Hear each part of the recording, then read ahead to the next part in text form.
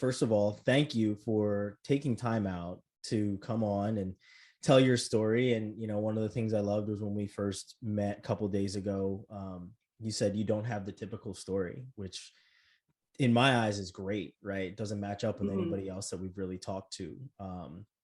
But first things first is, let's talk about where you're from. What made you want to be an athlete in the first place? What other sports did you play besides the one that you ended up playing in college? And, what's your background?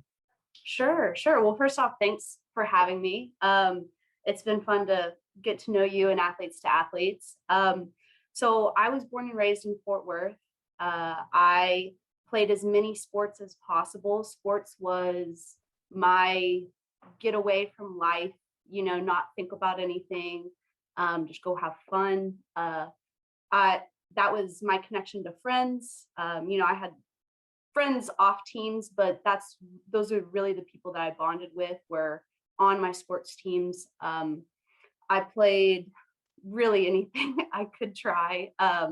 Cross country, volleyball, soccer, basketball, softball. So really anything, because I just enjoyed it. I had fun. And like I said, that's what sports was to me. Soccer was always my favorite sport growing up, which is why playing softball in college was kind of ironic. That's pretty cool. So once you kind of go throughout your life playing all sports, when did it start to narrow into soccer and softball, or at least softball for the most part? Yeah. So really, once I got into high school, well, I'll back up. Club sports, when I was in 7th and 8th grade, was really starting to become a thing. One, just for skills building, but also for recruiting. And so that just barely started to kind of get on my horizon, or I guess my radar. And my parents had no idea about it. So we kind of were navigating that, or trying to figure that out slowly but surely. But since sports were just fun for me, that it was just something I enjoyed.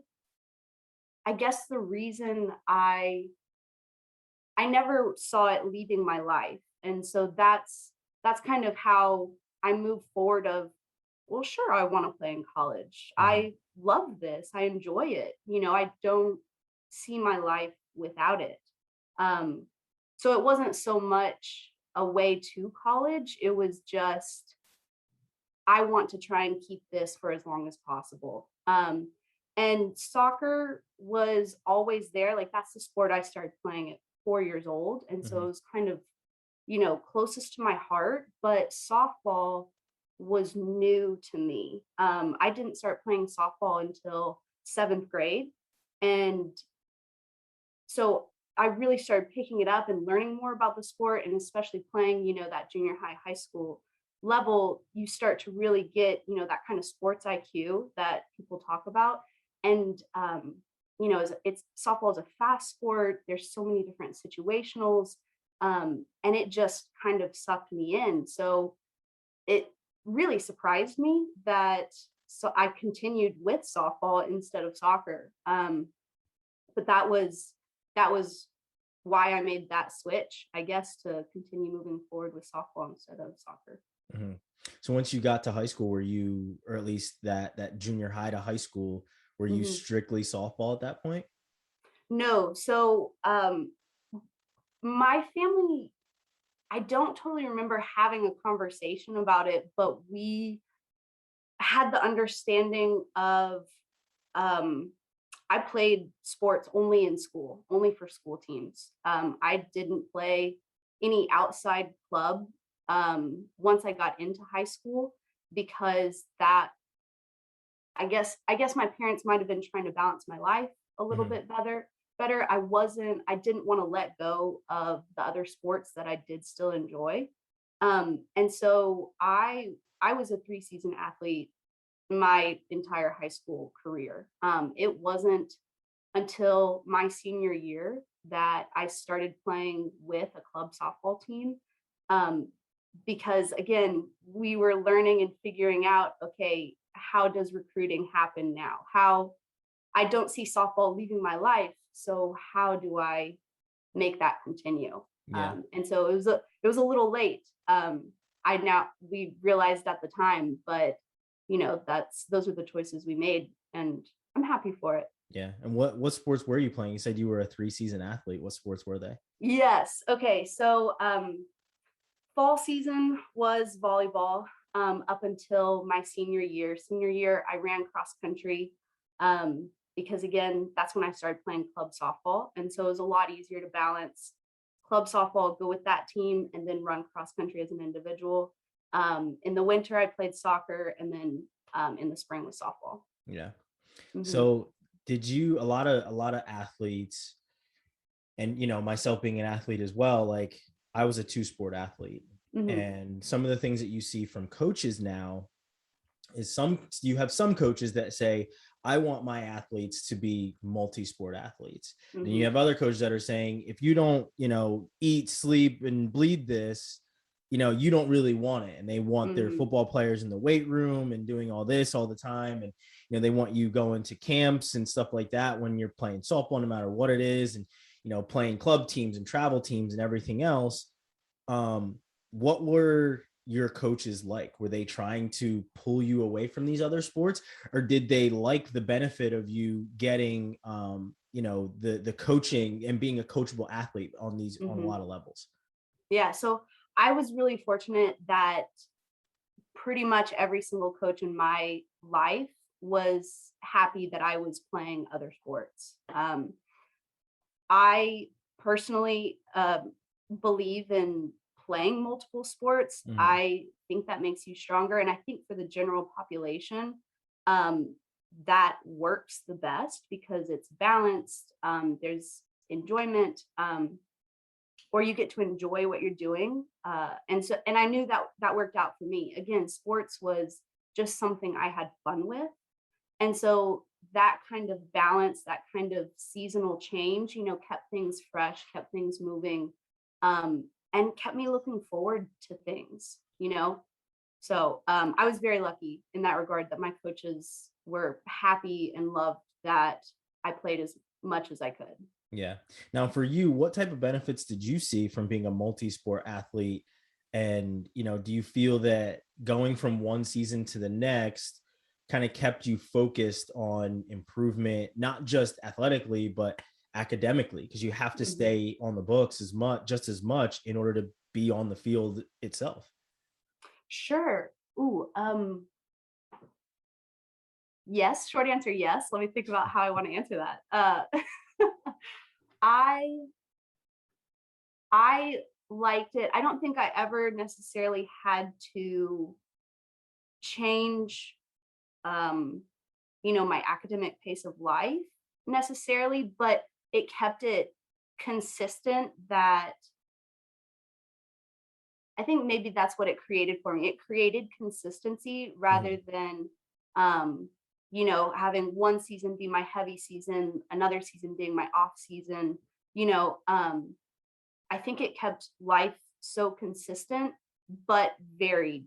I had almost the same chunks of time of, okay, this is my school day, this is my sports time, this is my homework and family time, and so it kept that consistency, and that I think that allowed me a little bit of reliability with my academics. But because I was changing sports, that kept my skills, that kept my interest fresh, that changed the people that I was around, what team I was playing on, and changed, I guess, what I was doing from day to day. Instead of just going to softball practice every single afternoon, I was looking forward to, okay, next season I got soccer, I'm excited to be outside, going from volleyball to soccer, inside to outside, change of pace, each sport has its own pace.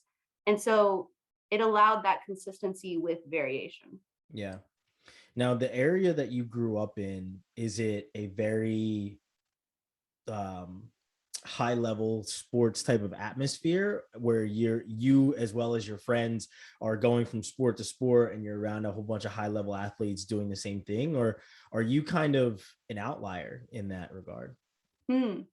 Um, I think the beauty of where I grew up in, you were allowed to choose what sphere you wanted to be in. Hmm. Growing up in Fort Worth, you're connected to Dallas, Arlington, all the surrounding communities that have really just exploded in the last 20 years. I mean, the rate of growth has been incredible.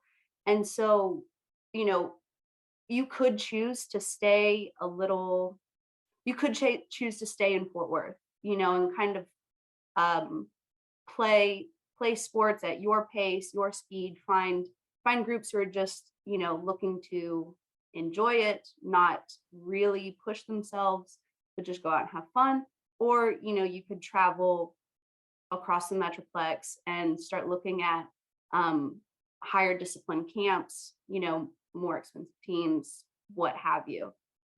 Like when I started playing club softball, we were traveling to Plano and Dallas just about every weekend. Hmm. And were your friends that you went to high school with on these teams too, or were you meeting people, especially playing Hmm. on, a club team, that were not from your area at all? Okay, yes.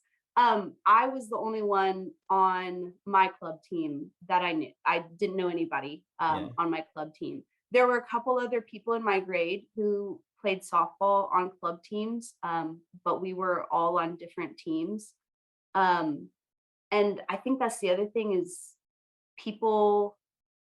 There were only a handful. There's just a few people in my class who were going out and playing on club sports. I graduated with a class of 97. And so I think, maybe 20 kids, 15, 20 kids at most. By the time we got to sophomore, junior high school, upperclassmen were playing club sports, Hmm.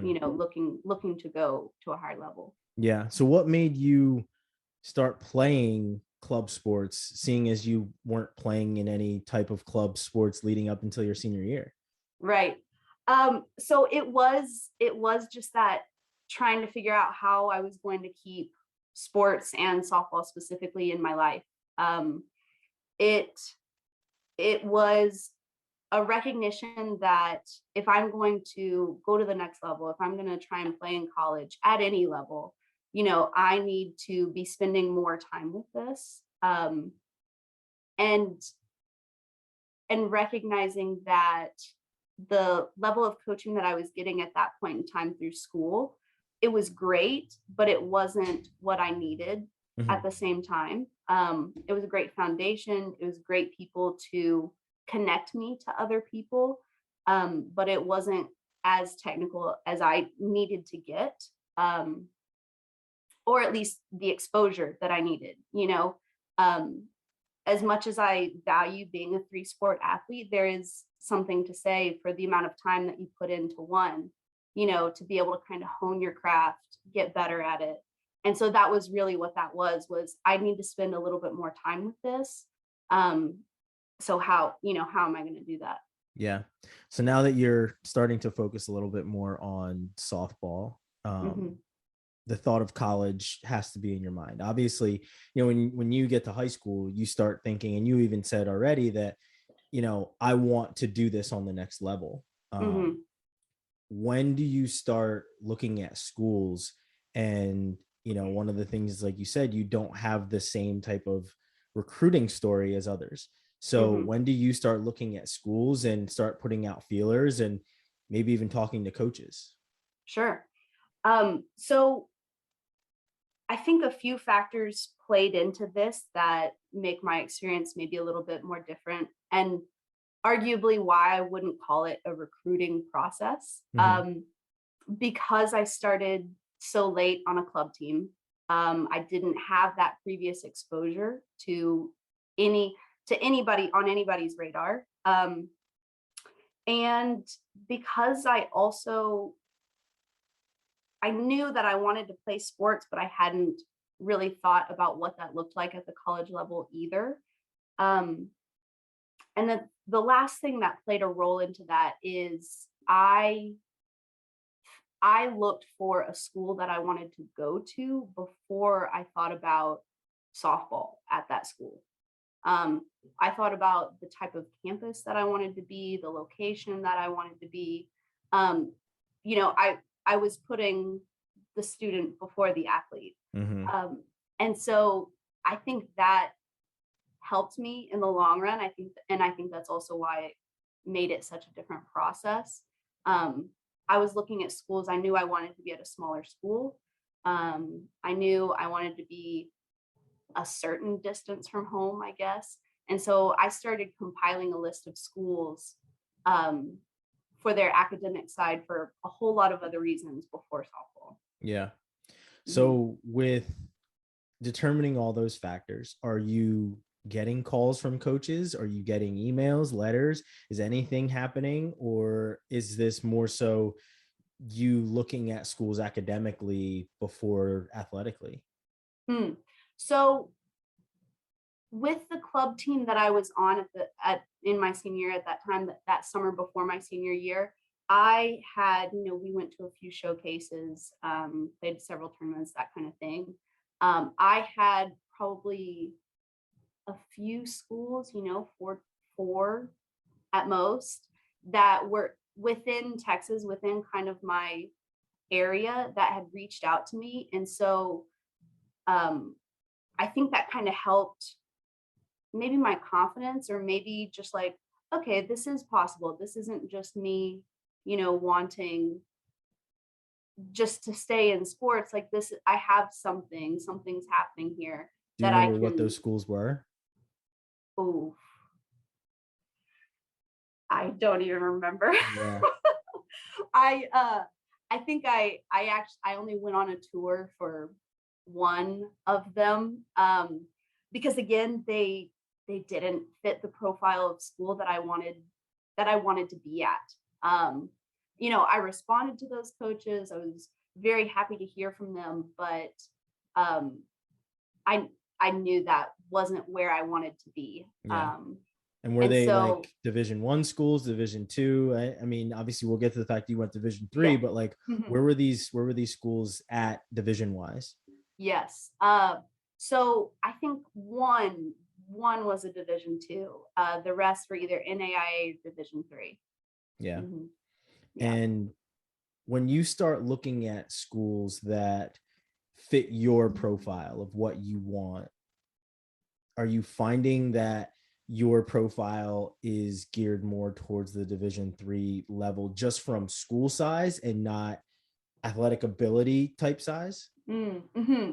Yes. Okay. So I found that the Division 3 fit me best academically, school wise, um, but also how much softball was going to be part of my life, like that balance that we were talking about. And I think this goes back to how my parents and I handled this, starting back in junior high. um, I knew that I didn't want softball to be my life. Mm-hmm. I loved it. I wanted to get better at it. I wanted to work hard at it, but I didn't want it to be what I lived and breathed. Sports had never been that for me.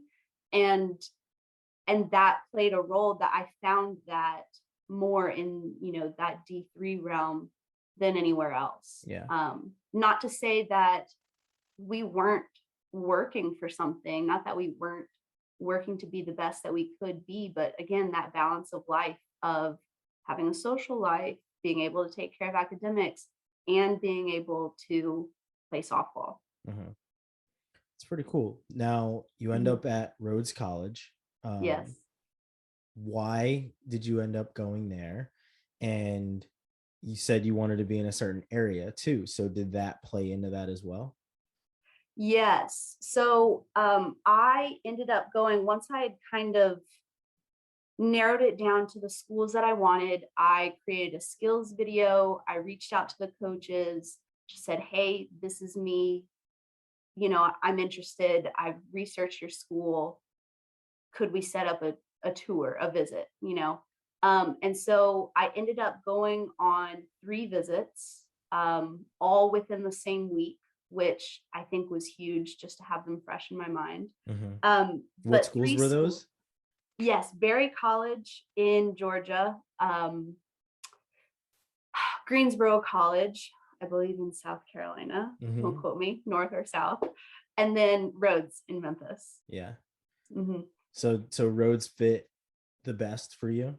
Yes, Rhodes fit the best. Each one of them brought their own thing that was unique and really cool, but Rhodes ticked the most boxes. I loved the city of Memphis. It was so unique and so fun, and kind of just a cool place that I wanted to be. And I loved the teammates that I visited with.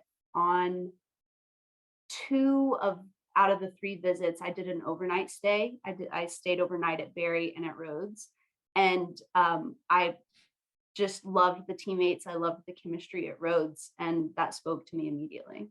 Yeah. And when you went to Rhodes, and it's you know, I've talked to a good number of athletes, and being an athlete myself, I always love to listen to stories like this and compare mine. Hmm. I think ours is the closest, mostly because I went Division 3 as well. Hmm. Um, but did it just fit because it felt like home in a place that you felt you could fit in and really grow there, or was it just like this is better than those other schools? Mm, that's a good question. I think a little bit of both. I mean, Yeah. I I would be nervous to completely go with the "this feels like home" answer, because there was still, that a little bit of uncertainty that college is, of being on your own, being away, being somewhere new. Um, but it felt like home and was like it was intriguing enough as well to want to go there. So I think that's how I knew Rhodes was it. Yeah. And with the coaches are always a big factor. Hmm. One of the things, like I said, I also went D3, so I was looking at a lot of the same factors that you were. But one of those things is knowing that that coach is going to be there. Mm. And I knew that the coach that was recruiting me at the schools I was looking at, and the one that I ended up at, I knew he was going to be there. Was that one of those things where you're like, okay, I fit in with, this team, this coach is a good fit, and I know that the program that is recruiting me is going to be the same program when I get here, as opposed to the one that's recruiting me now? Was that Yes. a Okay. thought for So you? that actually, I'm so glad you asked that, because that was another cool thing about Rhodes is I was part of the first recruiting class of this head coach. And so he was looking to build something, Hmm. he was looking to create, or kind of put his own mark on this team. And I think that's also what helped solidify my decision Hmm. is I already enjoyed my time with the players, but I also was on the same page with this coach, and knowing that he was interested in me with the vision of his program Hmm. really helped solidify that. Yeah. So when you get there, what's it like once you're there and it's real and your parents are gone and you're Mhm. not in Texas anymore? What's it like, and what's that feeling? Um, Small fish in a big pond. And the crazy thing is too, Rhodes is a small school. It's Hmm. not like I was overwhelmed with such a large campus or so many people. I Yeah. think there was 2,000 people on campus. It's undergrad only. Um, and it still was that feeling of, oh, okay, everybody that's here, athlete wise, was me in high school. Like they were all doing probably close to, if not more, the same thing that I was doing in high school. So the level, it's increased. I've got to make my mark here, essentially. Yeah.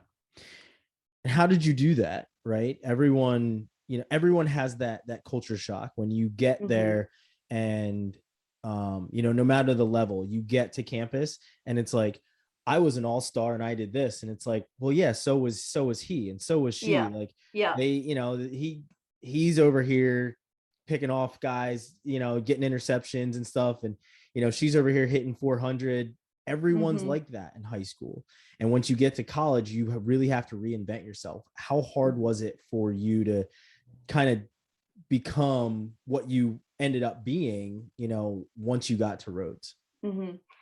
I, you know, after that initial culture shock, I really don't think I processed or put a whole lot of worry into it, because my focus became like, I bought into our program. I Mm-hmm. bought into our team. I bought into what the coach wanted. And so that made it so much easier for me to not even think about myself, not even to think about what I was doing, what I had done. Um, it was, this is the new reality. You're in or you're out, and that wasn't even the mentality of my coach. He wasn't that, strict, terrifying disciplinarian. That was just how I took it of, okay, this is what it is. Let's Mm-hmm. go. So Yeah. I mean, you sound like the perfect recruit in that instance. Mostly because, that's the coach speak that you hear, right? right, You hear right. you got to buy into the program. You have to Yeah. really want to be here. And hmm as a Division III athlete, it's obviously different than being at Division I, where there's a lot more incentives at a Division I level. And at Yes. Division III, like, not to say that Division I you don't want to be there, but you truly want to be there at a Division III level, and it's not like you're making millions. It's not like hmm there's all the money pouring in. hmm um was that a comforting factor for you? Because you said that it checked all your boxes. Was it hmm comforting for you knowing, I'm here because I want to be here, and so are my teammates, and we're all pushing towards the same goal because we want to be here, not because there's bright lights on a Friday night and ESPN is here, right? Yes, you absolutely hit the nail on the head. I think that's why it made it so easy and simple for me, is because I was enjoying it. I was enjoying the hard work that I was putting in. I was enjoying the challenge. Um, I was enjoying still learning more about the game. Most of the girls that on my team had been playing t-ball their entire life.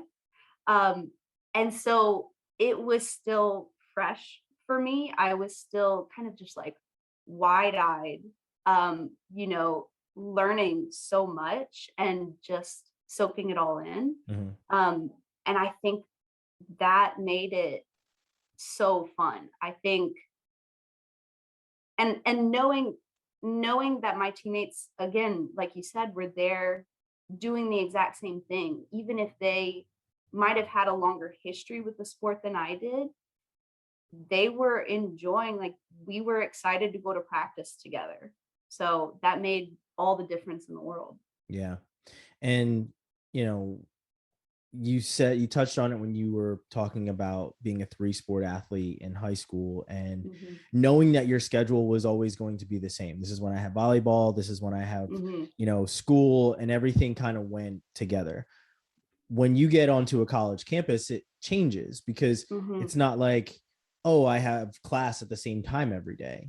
that hmm that changes a lot. You're like, okay, I can go to the gym at this point, and then I have class, and then I have this across campus, and I have this and this. How did you balance your schedule, seeing as how it was so much different than what you were used to being in high school, and literally having these blocks of time for everything and everyone that you wanted to get done? Yes.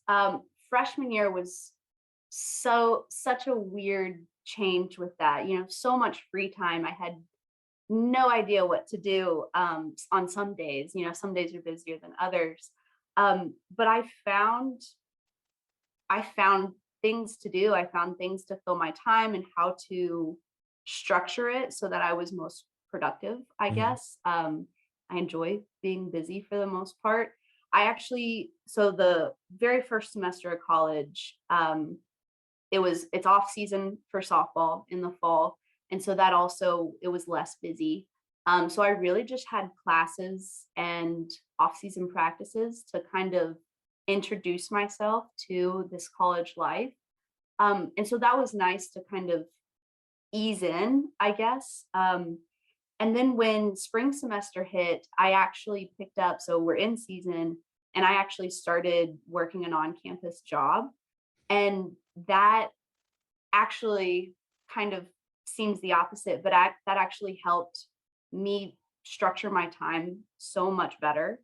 Um, and so again, I kind of had those blocks of time, almost just like high school, of, okay, this is class time. I might have, an hour to relax here, but then I got to go to work, and then I have softball practice, and then dinner homework time.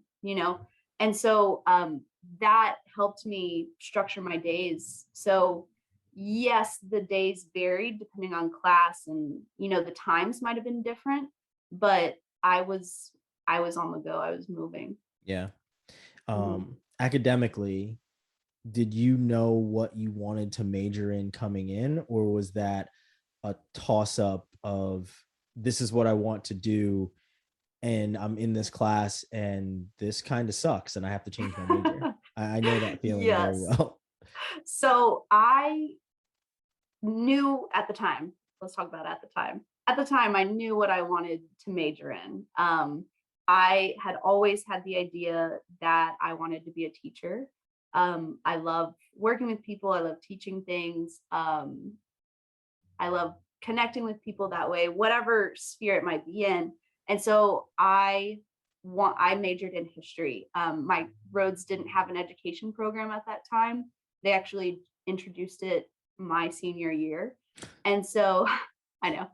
And so I majored in history, minored in education. And so luckily, I guess that was already kind of laid out for me. I knew kind of my trajectory with classes there. Mhm. And it's helpful. I'm also a history nerd, so the classes were interesting for me. Yeah. Yeah. I mean, there's a lot of students that, um, I've talked to a good number of students, and some of them have said, I came in, wanting to be a doctor and realized Hmm. that that's not for me. Others have Hmm. said, I was taking these classes and then I realized that I was part of the, what is it, academic, like, coupling or bundling type thing Mm, that colleges do, where yes. they want their athletes to be free when they want them to be free. So they put them in a certain, major, essentially, Hmm. so for you, knowing what you wanted to do coming in, how much easier did that make it on you, knowing that once you get out, you want to be a teacher? And was it one of those things that are just like, I'm going to stick to this? Or were there times where you were like, I don't know if I should do this, I kind of want to change and do something else? Hmm. I I was pretty dead set on being a teacher. I think I wished, that Rhodes, I probably should have done more research on this. I wish that Rhodes had an education program when I started, because really, being a history major, I was studying what I enjoyed studying, but I wasn't studying how to be a teacher. Yeah. So I loved the content part of it. But I later found out that the practical side of teaching, or teaching in a classroom, I still love education, but teaching in a classroom is not my sphere or my realm. I know that Mhm. now. Yeah. Yeah. So I never had any doubts, or I never had any moments of doubt going through college, because I was studying what I enjoyed. I enjoyed history, which there are parts of me that regret that for a post college me, but I also wouldn't take that back, because I enjoyed going to class. Mhm. Um, so you were thinking about life after college before you even really got to college then, right? Yes, yes. Yeah. Hmm. A lot of students don't really do that. They kind of figure it out once they get there. I mean, I'm, part of that party. I had no idea what I wanted to do, and I changed my major a couple of times, and I had friends that did the same thing, and, friends that majored in things that they're not even doing now. Right. How did you stick to that course? Even though you realized that, later on, you weren't really studying essentially what you wanted to study. You were studying Right. something you loved, but it wasn't really going to translate much after college. How did you kind of stay the course? I so so I have the fortune of talking about this now with hindsight. I knew that I wanted to be a teacher. I said that I wanted to be a teacher because I recognized what I cared about. Mhm. I care and did and still do care a lot about education. Um, and however, like whatever realm that's in, like coaching is a form of teaching. It is a form of education. Um, and so I knew that when I said I wanted to be a teacher, I knew that now I know that was me just saying, this is something I think is really important and I would like to be a part of it. Um, it didn't work out in the fact that I am not going to have a career in classroom teaching, but I do know that, forming connections, like teaching and education, is just about creating connections with people and interacting with people and sharing passion. I know that's the stuff I care about. And so I can apply that now to any part of my life. When I was in college, I didn't realize any of that yet. And so I just continued straight on. And I now know all this once I finished college. That's great. And, now that you are done with college, and Mhm. once college was coming to a close, and you realized that you weren't really going to be a college athlete anymore, Yeah. those thoughts start to creep in of, well, what's next? College is over, but I still feel like I can compete. You know what I mean? I still feel like I have so much to give to this sport, that coaching just won't do. I want to Mhm. be out there competing. Mhm. um, how did you handle those thoughts of, I'm no longer, an active athlete? Because as athletes, I think we will always identify as athletes. That never Right. goes away. Like, I'm always Right. going to be an athlete. But how did you navigate those thoughts of, I don't have a structured practice anymore? Mhm. Mhm.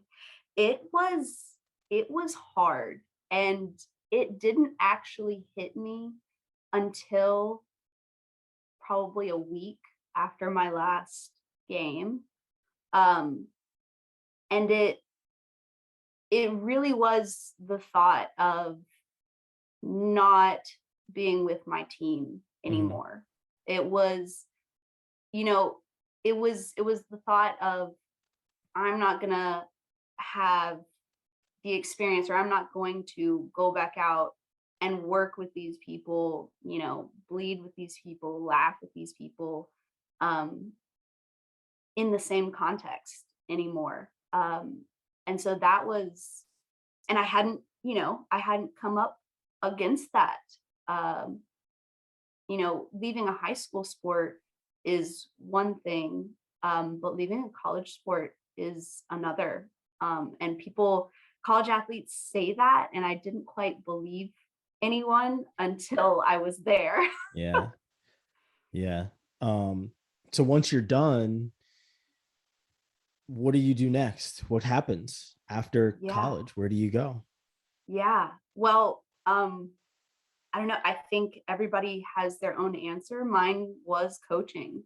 I wanted to try and stay involved in any sport. I've coached a lot of sports at this point. Mhm. I wanted to stay in sports however I could, and kind of be a part of that team that works together, plays together, wins together, loses together, um, whatever level that may be, and because because education has always been so important to me, that was also a part of it. I enjoy connecting with people, of saying, those moments where you finally fix your swing and hit the ball square, seeing somebody else have that moment is incredible. And so coaching has allowed me to combine, those two parts of my life that bring me so much joy. Yeah.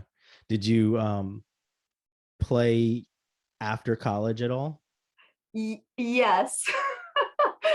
um that it's still a work in progress. I haven't quite found the balance, because I still want to go 110%.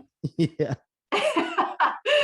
And I've hurt myself a few times. I haven't totally found a team that, or City League doesn't totally satisfy that. Uh-huh.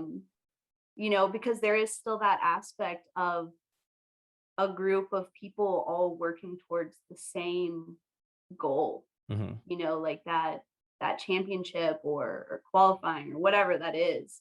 um it satisfied, being able to play like rec league or any kind of league after college. It was still fun, like I still enjoyed it.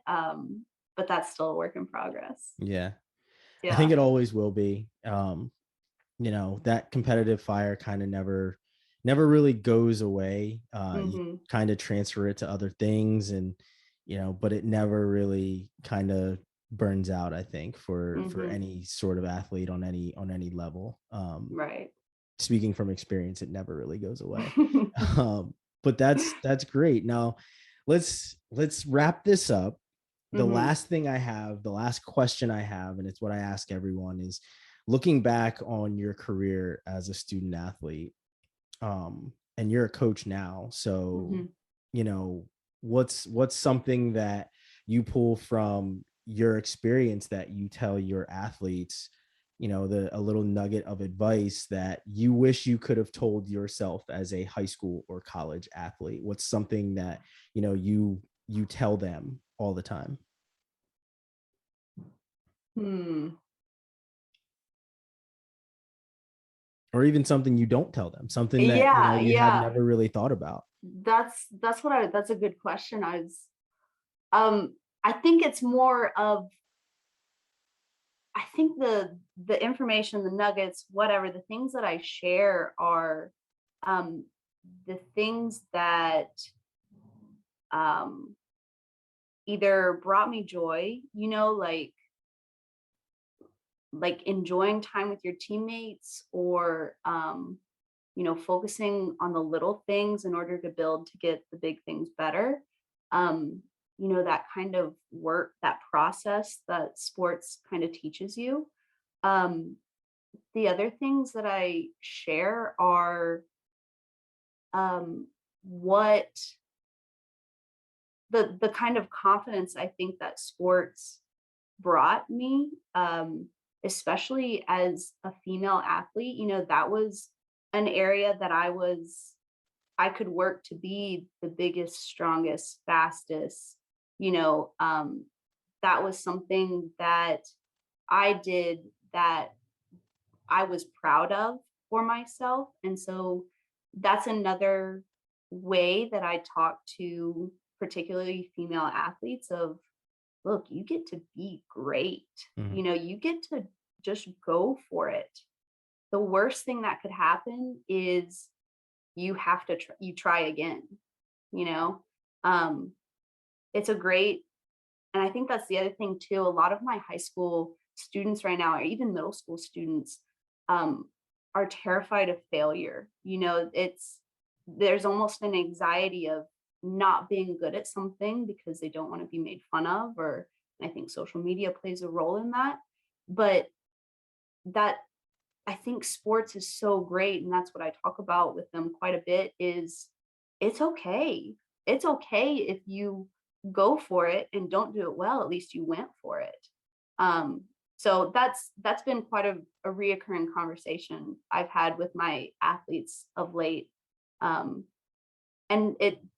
that's exactly what sports was for me, is just being able to go for something 110%. That's awesome. I like it. That's Yeah. it. That's all I have Yeah. for you. I got no other questions. I love the story. I love, the fact that you had your own checklist of what you wanted from a school instead of, Mm, having a school try and shove you into their program. You put a school into yours. So mhm. that's an incredible story. I really appreciate you sitting down and taking the time out. I hope that the people listening to this really understand the nuggets of wisdom that you really just gave, because Mhm. it was awesome and I really appreciate it. Do you have any other parting words before I let you go? No, thank you so much for again having me here, talking about this. I do think it's so incredibly important to talk about just creating your own experience, whatever you want that to look like. I think a lot of people think of college sports and think about what we watch at Division 1 on TV, but it can be whatever you want it to be.